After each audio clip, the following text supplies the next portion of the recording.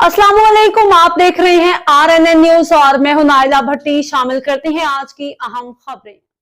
लोधरा से अपडेट करें। हसनैन नसीर की रिपोर्ट के मुताबिक deputy commissioner Lodhran doctor Lubna Nazir की हालिया सैलाब के बारे में मीडिया ब्रीफिंग। इंतजामिया की जेर निगरानी हालिया सैलाब से होने वाले नुकसानात के लिए सर्वे 100% मेरिट पर होगा। सैलाब से मुतासरा हकीकी लोगों का शफाफ डाटा हुकूमत को अरसाल किया जाएगा। जिला इंतजामिया सैलाब में हकाइक अवाम तक पहुँचाने वालों की मुतारिफ प्रेस रिपोर्ट के साथ दुरुस्त मानों में अवामी खिदमत को यकीनी बनाएगा।